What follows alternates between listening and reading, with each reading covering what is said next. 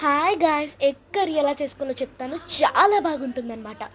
So ఎలా చేసుకోవాలంటే ముందైతే ఉడకబెట్టిన గుడ్లు పెట్టుకుని దాని తర్వాత పొయ్యి వేసుకొని సేమ్ ఫ్లేమ్లో పెట్టుకొని మూగుడు పెట్టుకున్న తర్వాత అందులో కొంచెం పసుపు వేసుకున్న తర్వాత అందులో ఉడకబెట్టుకున్న గుడ్లు వేసుకొని బాగా కలుపుకోవాలి. అవి బాగా వేగిన తర్వాత తీసేసి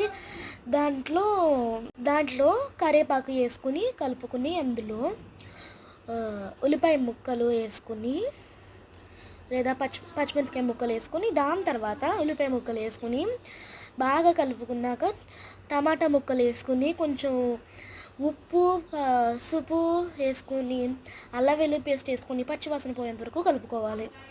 దాని తర్వాత మెంతులు వేసుకుని కారం వేసుకున్నాక బాగా కలుపుకోవాలి. గరం మసాలా కూడా వేసుకోవాలి. దాని తర్వాత కొంచెం అమౌంట్ ఆఫ్ వాటర్ వేసుకుని బాగా కలుపుకుని నూనె పైకి తేలిన తర్వాత గుడ్లు వేసుకుని ఉడుకుంటే బాయ్ గైస్.